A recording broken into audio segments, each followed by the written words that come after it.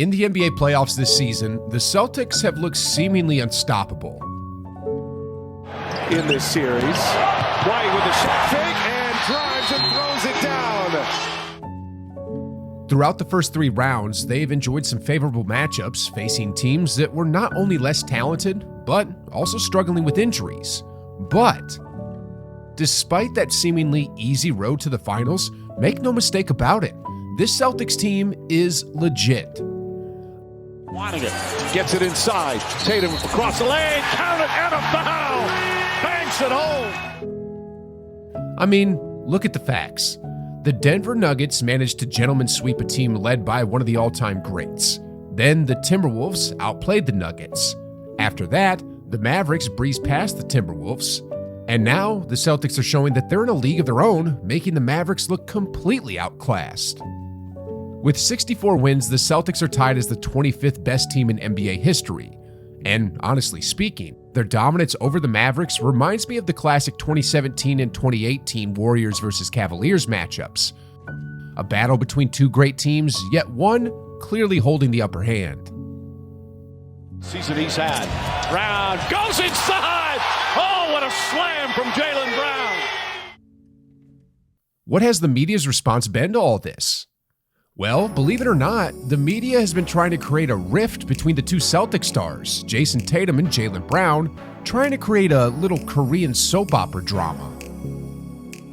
I know it's crazy for a story like this to develop in the midst of the NBA Finals, but that's what I'm seeing. And with that being said, let's dive deeper into this.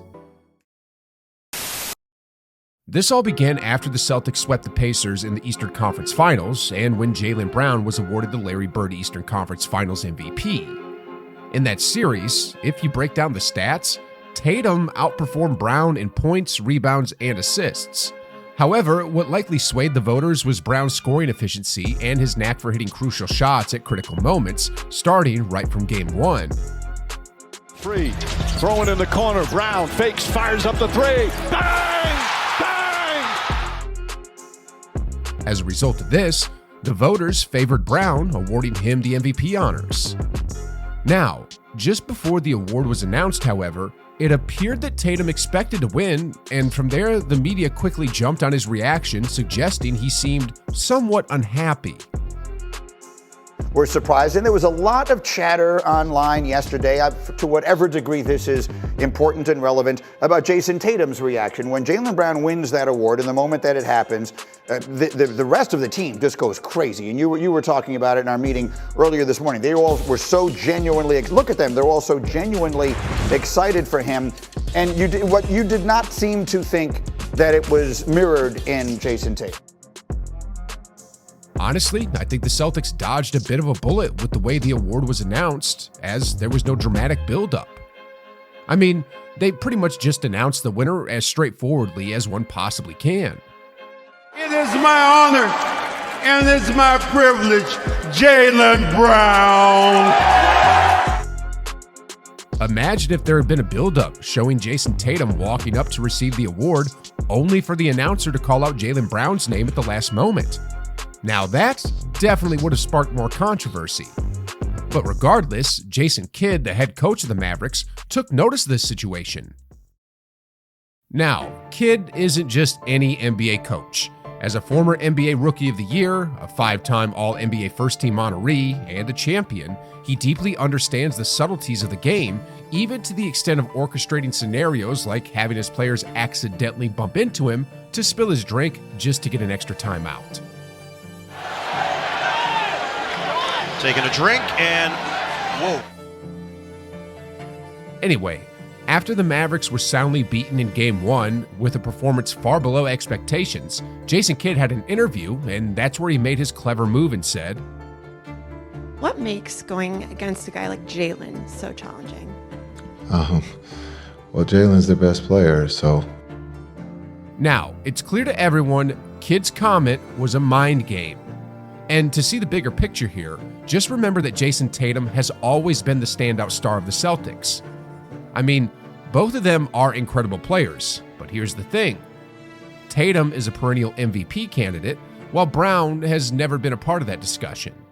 Also, Tatum has been on the All-NBA first team multiple times, while Brown has only made it to an All-NBA team just once, and even then, he was a tier below Tatum. So, when Kidd made that comment publicly, he was clearly trying to disrupt the Celtics strategy, trying to perhaps shift Tatum's focus towards individual achievements rather than team-oriented play, which is the Celtics' true strength. You could tell Kidd knew exactly what he was doing as well. I mean, just look at that smirk he flashed right before he made his comment. He didn't just say it once either, but repeated it twice, making sure his message was loud and clear. The media pounced on this immediately, trying to turn it into something like a Korean drama. For example, when Tatum and Brown were interviewed, these comments were at the forefront of the media's agenda. Tim McMahon, ESPN, when Jason Kidd was in here, he made a point to say Jaylen Brown's the Celtics' best player, which raised some eyebrows, obviously because of your status. What's your reaction to Jay Kidd saying that? Steph and Bonnie from the New York Post. Jason Kidd just said it twice that you're the best player on the Celtics. I was just trying to get your reaction to that. Now, to their credit, the Celtics' two stars handled those questions perfectly and didn't give the media any drama to talk about. This brings up two interesting questions. One, did this strategy have any effect at all? And two, was there any truth to what Jason Kidd said? Well, here are the facts. In Game 1, Brown led the team with 22 points, shooting efficiently from the floor, while Tatum scored 16 from 16 shots, which isn't particularly impressive. Tatum contributed in other ways during the game, but in terms of scoring, Brown outshone Tatum.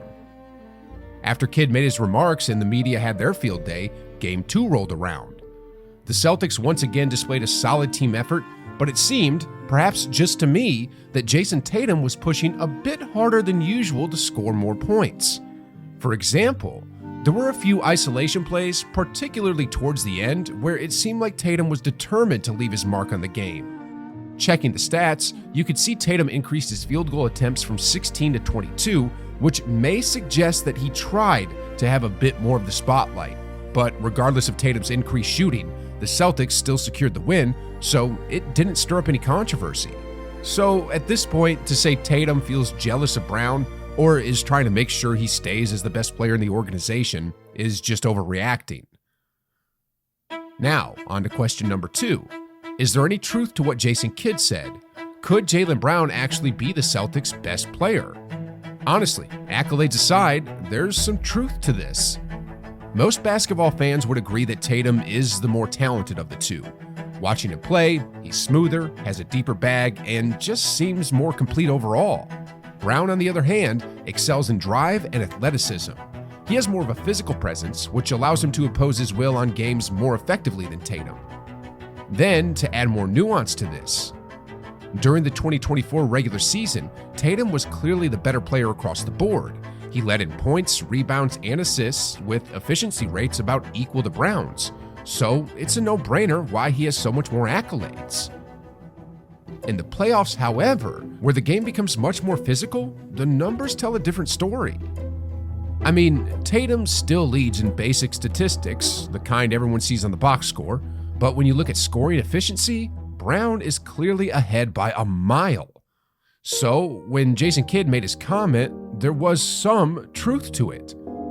But considering the way he was trying to hold back his laughter, it's clear he knew exactly what he was doing. He wasn't fooling anyone either. I mean, just listen to what the commentators had to say about it. Well, Jaylen Brown was the subject of a rather interesting comment in the off day yesterday when Jason Kidd said he's the Celtics' best player, said the phrase several times. Guys, a little gamesmanship, perhaps? Yeah, and I don't think anyone on the Celtics thought that Jason Kidd was being serious. I think they knew that he was playing mind games, which kind of defeats the point of playing mind games. Anyway, the NBA tried to turn the Celtics into a bit of a drama show. But hats off to the ones in green. Their two superstars are now mature veterans, and these tricks don't seem to be working at all. This raises an interesting question.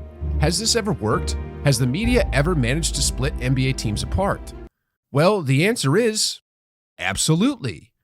The early Lakers with Kobe and Shaq are a prime example. Here were two NBA superstars with strong personalities, and the media didn't just create drama, they completely tore them apart. It got so bad that the Lakers eventually traded Shaq to the Miami Heat, ending one of the most dominant dynasties the NBA has ever seen. The same thing happened to Michael Jordan's Bulls. In the late 1990s, there were many reports about tension between Michael Jordan, Scottie Pippen, and the Bulls management, especially general manager Jerry Krause. The media's focus on these issues is often blamed for the breakup of the Bulls dynasty after they won their 6th championship in 1998. And more recently, the media has largely shaped Russell Westbrook's reputation, often portraying him as a bad teammate. However, when you ask his actual teammates, they all have nothing but positive things to say about how great of a teammate Westbrook actually is. So while the media couldn't shake the Celtics, they've definitely caused damage in the past, turning the smallest stories into huge dramas. Anyway, wouldn't it be funny if, after all this, Drew Holiday or Kristaps Porzingis ended up winning Finals MVP? That would be the biggest plot twist ever.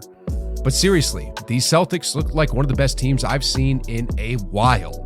In fact, I'd go as far to say they'd give the 2017 Warriors a run for their money. In saying that, however, I and many other NBA fans still find the Celtics a bit boring to watch. I'm not a hater, but besides the NBA Finals, they've put me to sleep on several occasions. And if you're wondering how the best team in the NBA could possibly be boring, then do yourself a huge favor and click on this video right here.